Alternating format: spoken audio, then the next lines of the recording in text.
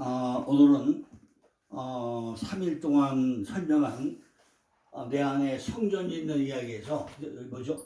성전 짓는 이야기에서 내가 집을 짓는데 지금까지 우리가 말씀을 들어가지고 내 안에 지경이 넓혀지고 나니까 내 안에 집이 좁다. 지금까지 내가 하나 두 개 깨닫고 보니까 점점 더 알고 싶다. 점점 더 넓어지고 나니까 내 안에 성경이 넓어졌구나 해가지고 각각 내가 내 집을 짓는데 뭐 했죠? 내가 목재를 잘라가지고 내가 집을 지으려고 하는데 이것이 점점 넓어지면 우리로 갔다가 집을 때 누굴 쫓아간다고요? 바로 엘리야는 하나님의 구원이사죠. 그럼 엘리야 뒷골은 누구죠? 바로 예수님이죠. 예수님이 바로 우리 신랑이죠. 신랑을 초청을 해가지고 내 안에 안고 있는 찐빵, 바로 내 안에 성전을 짓고 나면 주인이 누구죠? 바로 예수가 들어와 있어야만이 되기 때문에 바로 예수님을 초청해가지고 가서 집을 졌습니다. 그러면 오늘 그거를 적용해가지고 오늘은 이제 세 가지를 말씀을 드리고자 합니다. 과연 내 안에 성전 짓는 게 뭔가? 예수님을 초청해가지고 내 안에 집을 짓는데 그 안에 주인은 누군가? 그거에 대한 세 가지 말씀을 적용해서 드리고 내일은 전체를 결론으로 묶어가지고 또 결론을 또 말씀을 드리고자 합니다. 오늘 첫째, 하나님이 뭐죠? 우리에게 문제를 주고 나면 뭐 주다요? 바로 해결이죠. 이게 처방이죠. 처방을 주죠. 뭔가 문제적으로 많은 사람에게 처방을 주대내죠. 그 처방이 오늘 저는 성경에서 세 가지 방법으로 찾아냈습니다. 첫째가 뭐죠? 하나님과 관계. 이게 뭐죠? 화평이죠. 맨 먼저는 하나님과 관계죠. 나하고 하나님하고 어떤 관계인가? 이것이 가장 중요하다는 거죠. 첫째는 하나님과 관계는 뭐예요? 화평이죠. 내 바로 에이레네. 내가 평안이 있어야 되죠. 평안이. 첫째, 에베소서 2장 14절 16절에 보니까 그는 우리의 화평이신지라 둘로 하나를 만드사 중간에 막힌 담을 허시고 원수된 것 곧 의문에 속한 계명의 율법을 자기 육체로 폐하셨으니 이는 이 둘로 자기 안에서 한 새 사람을 지어 화평케 하시고 또 십자가로 이 둘을 한 몸으로 하나님과 화목하게 하시더라. 원수된 것을 십자가로 소멸하시고 라는 말씀 나오죠. 이렇게 우리 안에는 내 안에 뭐죠? 성전을 짓는데 뭐가? 바로 십자가. 그죠? 이 십자가. 그죠? 이 십자가만이 우리에게 화평이 된다는 거죠. 둘로 하나를 만드사. 둘이 하나 되는 뭐죠? 어제대로 좌와 우 바로 하나 되는 거죠. 이것이 중간에 막힌 담을 허시고 말해야만이 주 하나 된다는 거죠. 하나님과의 관계는 바로 화평의 관계가 것입니다.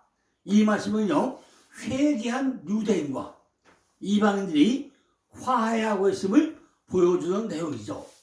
예수 그리스도께서 화평을 이루셨고 화해를 이루셨습니다. 그리스도께서는 서로 비방하고 미워하고 서로 비난하던 두 종류의 사람들을 화해시킴으로써 하나가 되게 했다는 거죠. 그리스도께서는 중간에 막힌 담을 헐었다고, 막힌 담, 프라그모스, 막힌 담을 헐었다고 했어요. 여기서 중간에 막힌 담, 메소토이콘, 가르는 담, 이거는 중간에 막힌 담이라고 하거든요. 성전 안의 담을 말한 것이죠. 그것은 유대인들만이 들어갈 수 있는 자유가 있는 것과 이방인들이 바로 회집 장소를 불리하게 해서 세워놓은 바로 그걸 헐어버렸다는 거죠. 이것이 바로 그는 원수된 것을 자기의 육체로 피하셨다는 것입니다. 이 율법을 본문에서 뭐예요? 의문에 속한 계명의 율법이라고 설명하고 있습니다. 율법의 의식은 그리스도 안에서 우리에게 완성됨을 폐하셨다는 거죠. 이것은요, 폐하심으로써 그리스도께서는 이방인에게 아니나 유대인이나 막론하고 참여할 수 있는 믿는 자들의 교회를 세우셨다는 겁니다. 그게 이 안에 뭐죠? 전부 다 유대인이나, 그죠? 아니면 이방인이나, 그죠? 모두 전부 다 막힌 답을 하셔가지고 둘이 하나가 되게 했다는 거죠. 그러니까 율법의 의식은 그리스도 안에서 완성되기 위해서 모두를 폐했다는 거죠. 그걸 폐하시면 뭐라고요? 그리스도께서는 이방인이나 유대인이나 막론하고 참여할 수 있는 믿는 자들의 교회를 세우셨다는 거예요. 이와 같이 그리스도께서는 몸소 둘로 한 세 사람을 만드셨다는 것입니다. 왜? 내 안에 각각 우리가 예수 초청해서 내 안에 집을 짓고 나니까 전부 다 뭐죠? 막힌 답이 허려지고 나니까 완전히 새 사람을 만들었다는 거죠. 즉 그리스도께서는 둘로 나누인 무리들을 하나의 새로운 사회, 즉 하나님의 백성의 몸을 만드시고 그 백성들이 그들의 우주머리와 함께 연합하도록 하셨다는 것입니다. 또한 그들은 성령으로 세워지게 하셨으며 복음이 가르치는 새로운 예배 형식에 같이 참여하게 하셨으며 이전에는 여러 가지 나누어져 있던 두 무리 사이를 화평케 하셨다는 것입니다. 그리스도께서 십자가로 또는 자기 자신을 희생하심으로 인해 가지고 원수인 것을 소멸시켰다는 거예요. 십자가 위에서 하나님과 영생에 대한 화해를 선포하셨다는 것입니다. 또한 교회는요, 하나님의 집으로 비유가 되고 있다는 거죠. 그리스도 예수께서 친히 모퉁이돌이 되셨다고 설명하고 있습니다. 또한 그 안에서 건물마다 서로 전부 다 되어 연결되었다고 또 설명을 합니다.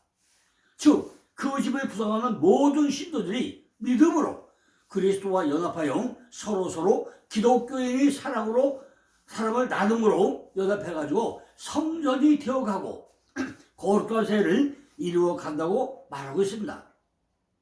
구약의 성전 안에서 그랬듯이 교회 안에서 그들은 하나님께 예배와 봉사를 하고 하나님께서는 그들에게 자신을 나타내고 있다는 거죠. 이같이 건물은요, 그 성격상 그의 이름을 두시기 위하여 선택하신 장소이고 그곳은 하나님께로부터 나오는 은혜와 권능에 대하여 주 안에서 성전이 되어가기 때문이라는 것입니다. 이 성전이 뭐라고요? 하나님이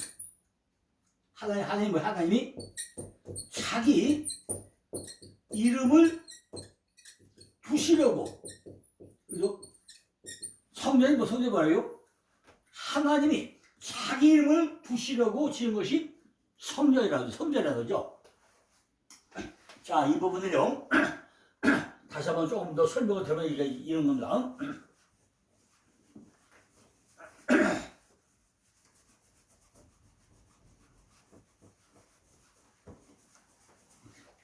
자, 솔로몬이요. 이 솔로몬이 뭐죠? 보이는 성전을 짓죠. 보이는 성전을 지어서 성성을 했습니다. 솔로몬이 보이는 성전을 쳐놓고 나서요. 솔로몬이 기도원장이 있어요. 솔로몬이 주는 하늘에서 들으시고, 그죠? 하늘에서 들으시고, 그죠? 그러니까 이걸 몇 번이에요? 7번 반복을 해요. 그죠? 주는 하늘에서 들으시고, 이 얘기를 7번 반복을 합니다. 어디서? 열왕기상 8장 27절부터 보고 나면요, 45절까지 이거를 7번 반복해요. 아니, 이 신령성전에 성전을 짓지 않고 솔로몬은 어디다 성전했죠? 기브온 산당 갔다 오고 나서 보이는 성전 땅 위에다가 보이는 솔로몬 성전을 짓습니다. 그래서 기도하면서 뭐라 하죠? 주는 하늘에서 들으시고, 이걸 7번 반복해요. 사무엘상 7장 13절에 보면요, 하나님을 이름을 두신 곳이 성전이다. 성전이다. 그러면서 뭐죠? 자기 이름을 두시려고 그래요. 자기 이름을 주시려고. 이 얘기가 어디 나오죠? 신명기 12장 5절, 11절, 21절, 열왕기상 14장 21절, 신명기 14장 23절, 신명기 20장 19절에 보니까 자기 이름을 두시려고 성전을 친다, 이렇게 설명을 합니다. 성전이 뭐죠? 여호와의 법궤가 있는 곳이 성전이잖아요. 그런데 열왕기상 8장 3절이나 9절이나 16절에 보면요, 이름을 둘 만한 곳이 어디라고요? 성전밖에 없다는 거예요. 성전밖에 없다는 거죠. 성전밖에 없다는 거예요. 하나님이 이 건물을 성격상 뭐라고요? 성전이 뭐라고요? 이 성전이 뭐라고요? 하나님의 성격상 하나님의 이름을 두시려고 지은 곳이 하나님의 성전이라는 거예요. 그러므로 너희도 예수 안에서 함께 지어져 간다, 이렇게 말씀하고 있다고 하십니다. 모든 참된 시도들은요, 살아있는 성전이요, 성령 안에서 하나님의 거하실 처소임을 우리가 기억을 해야 한다는 거죠. 하나님께서는요, 모든 성도들이 마음 가운데 거하시며 그들은 복된 성령의 역사하심을 통하여 하나님의 성전이 되어 간다는 거예요. 점점 지어져 간다는 거예요. 여러분들은 하나님과 화목하고 화평을 누리고 계십니까? 과연 내 안에 하나님이 거하고 있을 실험하고 살아가고 계십니까? 어려울 때나 기쁠 때나 고통이 있을 때나 둘이 하나 되게 하는 십자가를 바라보고 있습니까? 저 골고다의 십자가가 아니라 내 안에 있는 십자가를 바라보고 계시지 않게, 내 안에 있는 십자가, 사도 바울 같이 내 안에 있는 바로 십자가, 화평을 가지고 있는 둘이 하나 되는 그 십자가를 우리가 바라보고 있는 거예요. 지금 엘리사는 그 나무를 물에 던졌다는 것입니다. 도끼날이 연못에 빠지니까 나무까지 가지고, 그 나무 가지고, 옆에 있는 나무 가지고 그걸 건져내고 있다는 거예요.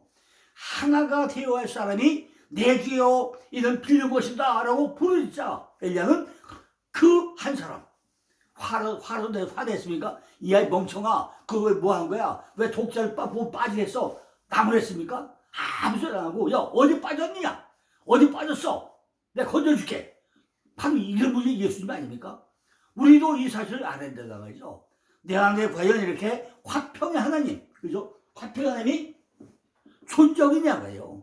그 안에 내 안에 있는 걸 우리가 알고 있는 거죠. 그게 뭐죠? 화평이 좌로우로 하나 된 거, 밤이 허물어진 거, 둘이 하나 된 거, 그 하나님이 내 안에 있느냐는 거죠. 우리 주님은 하나도 따지지 않고 해결책을 보여주겠다는 거죠. 실제로 보니까 너는 취하라, 내가 해결할 테니 너는 다시 꼭 잡기만 해. 내가 던져줄 테니까 너는 잡기만 해. 그러면 그 나무떼기에다가 자루에다가 꼭 껴가지고 절대로 빠지지 않게. 그죠? 바로 이거잖아요. 진정한 용서의 하나님, 사랑의 하나님, 화평의 하나님, 우리를 돌이키게 하나님, 그걸 하나님 뭐예요? 모범을 보여주겠다는 것입니다. 나는 화평의 하나님이다. 네가 비록 남의 거 빌려다가 그걸 잘못해가지고 남을 빌려다가 그 도끼날이 물에 빠졌는데 나무를 했어요? 내가 뭘 해줄까? 어디 빠졌냐? 내가 해줄게. 이런 화평의 하나님이지, 위로의 하나님이지, 그죠? 하나님이 이런 멍청 같은 일을 이렇게 했습니까? 안 하잖아요. 바로 진정한 용서의 하나님이 어디에 계시다고요? 바로 내 옆에, 내 안에. 사랑의 하나님이 어디 있다고요? 바로 내 안에, 내 옆에. 화평의 하나님이 어디 있다고요? 바로 내 앞에, 내 안에 있더라는 거죠. 이걸 우리는 돌이켜 봐야 된다는 거죠. 이건 모범으로 보여주겠다는 것입니다. 두 번째는요, 둘이 하나. 막대기. 뭐, 둘이 하나. 요즘 뭐죠? 십자가잖아요. 둘이 하나. 에스겔 37장 16절 17절 보니까, 인자야, 너는 막대기 하나를 취하여 그 위에 하나는 유다와 그 짝 이스라엘 자손을 쓰고, 다른 막대기 하나를 취해가지고 에브라임이 막대기, 곧 요셉이 짝 이스라엘 온 족속으로 쓰고, 그 막대기를 서로 연합하여 하나가 되게 하라. 내 손에서 둘이 하나가 되리라 그래요. 막대한 치한데 하나는 유다 사냥하려다. 이스라엘의 중심을 대표한 것이 남유다 왕국 유다잖아요. 글자 이스라엘, 바로 유다 지파에 동조한 이스라엘 백성, 한겨 일자 요잖아요. 막대한 에브라임, 갑절의 능력을 받자. 에프라임 두 배의 땅이잖아요. 하나 요셉이죠. 하나님을 도와줄 것이다. 이렇게 두 지파를 연합해가지고 그 짝을 이루어가지고 연합해서 하나가 되게 하라. 둘이 하나가 되라 이 얘기잖아요. 여기에는요 아주 굉장히 크고 귀중한 약속이 나오는데, 이것은요 이스라엘 땅으로 귀환한 뒤에 유대인이 누릴 복된 상태에 대한 말씀입니다. 그러나 이것은 나아가서 메시아 왕국과 복음시대의 영광을 가리키는 것도 하다는 거죠. 에브라임과 유다가 형제와 상호 부조 속에서 복된 결합을 하게 되는 것을 지금 약속하고 있다는 거죠.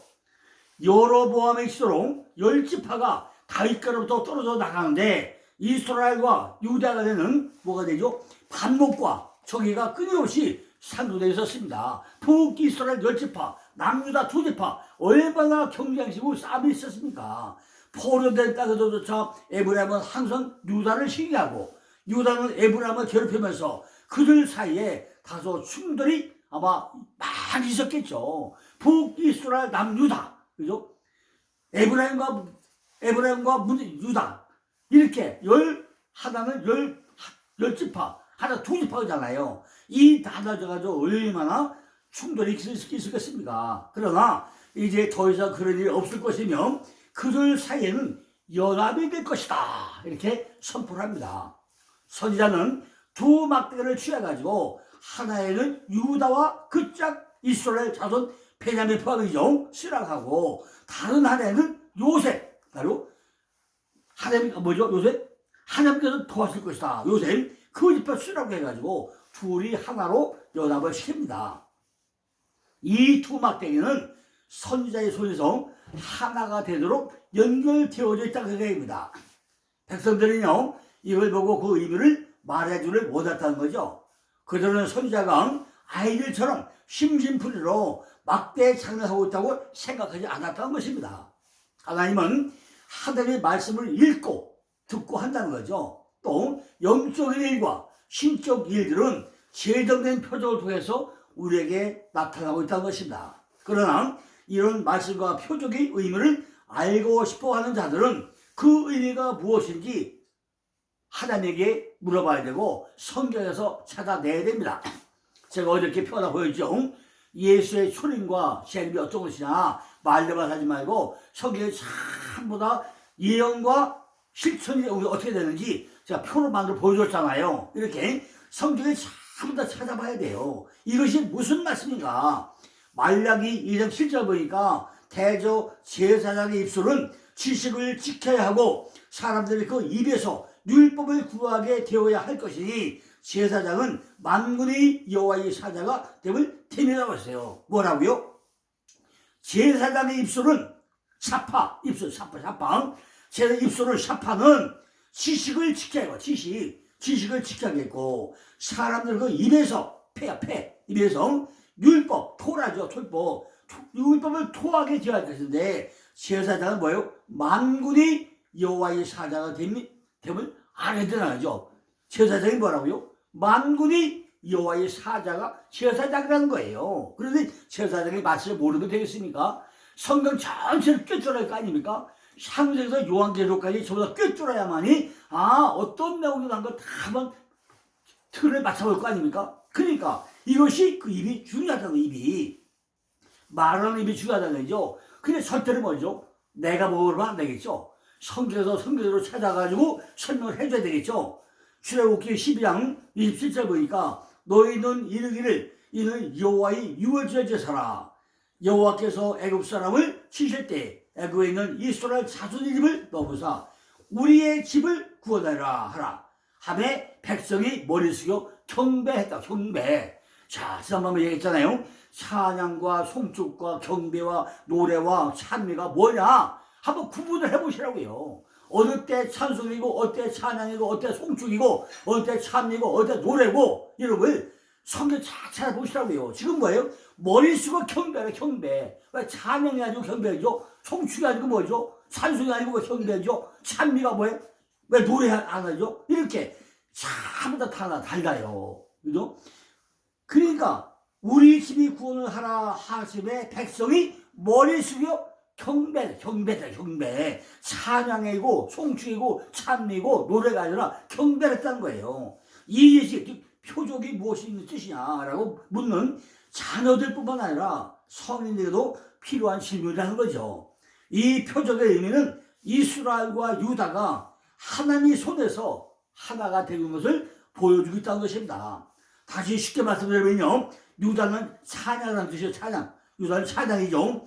요셉은 도와주는 축복이죠. 그러니까 십자가는 뭐죠? 둘이 합쳐져 가지고 하나가 돼 가지고 찬양을 하는 이런 의미잖아요. 둘이 연합해서 하나가 되는 거잖아요. 그래서 뭐 축복을 도한 거잖아요. 잘 보시라고요. 유다는 찬양이고 요셉은 도와주는 축복이면은 십자가는 둘이 합쳐져 가지고 하나가 되는 거잖아요. 그러니까 에스겔서에서 의미하는 십자가는 반드시 축복을 주실 것을 찬양하라는 의미잖아요. 뭐 다시 한번요. 에스겔서에서 의미는 십자가는 뭐예요? 반드시 축복을 주실 것을 믿고 찬양하라는 의미입니다. 십자가는 뭐죠? 둘이 합쳐져서 하나가 되는 거잖아요. 율법과 복음이 합쳐진 게 십자가잖아요. 위와 아래가 합쳐진 거, 좌와 우가 합쳐진 거, 다 이것이 십자가 아닙니까? 그러니까 에스겔서 의미하는 것을 잘 우리가 생각해 보시라고요. 입술의 찬양은 찬양이 아닙니다. 그죠? 영혼의 찬양, 믿음 안에서 기도하면서 하는 찬양이야말로 진정한 십자가의 화해와 화평의 찬양이 된다는 거죠. 그죠? 입술의 찬양이 열매 맺습니까? 안 맺잖아요. 그러니까 입술의 찬양은 찬양이 아니라는 거죠. 바로 우리가 영혼의 찬양을 해야 되고 믿음 안에서 기도하면서 찬양해야 되고 이것이 진정한 십자가의 화해와 화평의 찬양이 된다는 거예요. 그런데 이것이 빌려온 도끼나 자루에 빠진 도끼 가지고 우리가 할 수 있냐는 거예요. 남의 거 빌려와가지고 그다음 날 빠진 도끼가 잘만 가지고 그죠? 막대만 가지고 이게 가능하냐는 거예요. 물속에 빠뜨린 도끼 가지고 나무를 베어가지고 십자가를 만들 수 있느냐는 거예요. 그죠? 도끼날이 붙어있어야 나무 베어가지고 십자가를 만들 거 아닙니까? 화통을 만들 거 아닙니까? 사워가 하나를 만들 거 아닙니까? 그런데 물에 빠진 도끼 자라가지고 무슨 나무를 베요? 안 되잖아.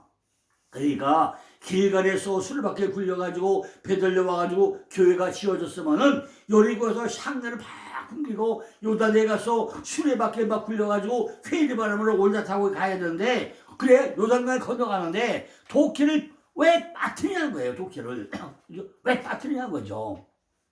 불수라 불마로는 다 어디다 두고 도끼까지 남에게 왜 빌려와자는 거예요. 이것이 지금 이 사건이 일어난 것이 바로 어디죠? 바로 요단이야, 요단. 문제가 심각하다는 거죠. 이 말씀을 지금 누구에게 하는 거냐? 바로 한 사람, 나에게, 우리에게, 나에게 하는 거야. 우리 자신을 잘 보시라고요. 오늘 이 말씀을 듣고 있는 목사님들이요, 각자 자기 상태를 보시라고요. 내 상태가 어떤 상태인가? 나는 빠진 도끼자루만 가지는 거 아닌가? 내가 도끼 필요오지 않았는가? 잘 살펴보라는 거죠. 나무를 잘 벨 수 있도록 나름 잘 갈아져 왔는지, 내가 도끼자루 빌려왔으면 전부 다 묶어가지고 이걸 나무 필 수 있게 했는지 잘 보시라는 거예요. 자, 세 번째는요, 은총과 연합입니다. 은총이 모함이고 연합은 하발. 두 개 막대기, 여기 막대 되면요, 미시아나. 두 개 막대가 되야만이 뭐가 돼요? 미시아나가 돼, 미시아나. 그죠? 그러니까 스가랴 11장 7절 보니까 내가 이 잡힐 양떼를 먹이니 참으로 가라는 양이라. 내가 이에 막대기 둘을 취하여 하나는 은총을 하며 하나는 연합이라고 하고 양떼를 먹인다고 했어요.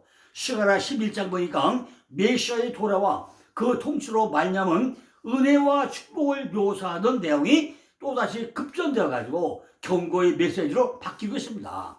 성전 재건에 타락해가지고 심판을 받게 된 이스라엘의 황폐한 정경의 묘사와 어울려가지고 유다 족속이 삼복자이신 메시아를 은 30세겔의 팔뚝과 결과적으로 유다 족속이 우매한 목자를 의뢰함으로 더 참혹한 고난을 받을 것을 예언하고 있다는 거죠. 이 예언은요, 역사상 정확하게 성취가 되었어요.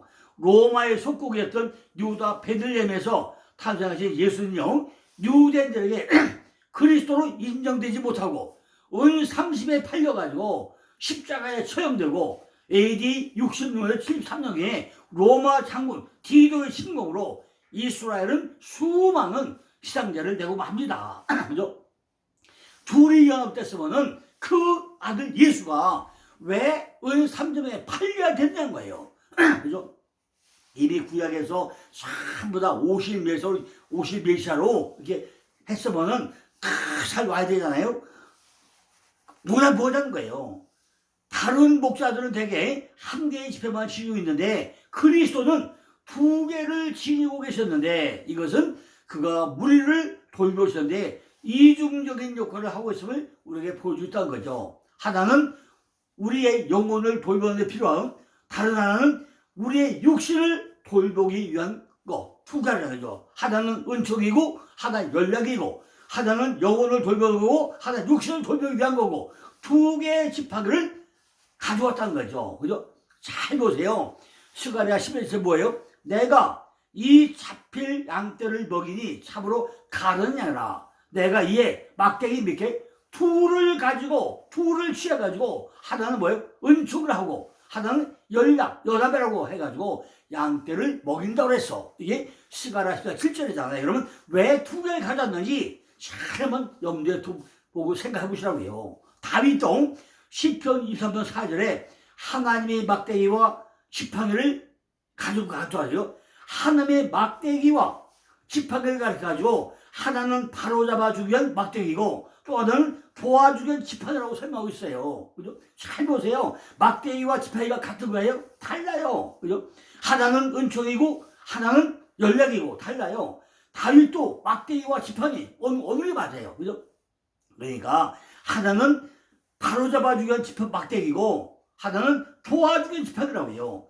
이 지팡이 중 하나는 아름다운 은총이라고 불리고 있다는 거죠. 이 거룩한 아름다움, 성전의 의미라고 불리는 성전을 나타내고 있다는 거죠. 그 성전의 문도 아름다운 문이라고 불리고 있습니다. 그리고 그리스도는 그걸 아버지의 집이라고 불리고 있다는 거죠. 자, 오늘 여기까지 하고요.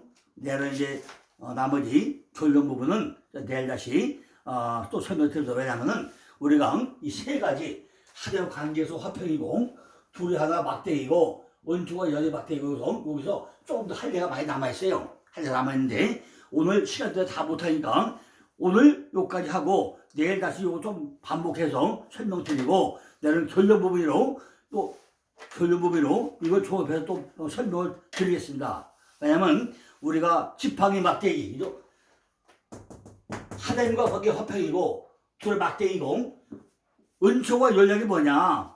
왜 하나님은 우리에게 두 막대기를 줬느냐? 하나는 은총이고 하나는 연락이고 다윗이 하나는 막대기고 지팡이고 왜 가져왔느냐? 이거를요 오늘 좀 끝내고 내일 다시 한번 또 설명을 드리겠습니다. 감사합니다.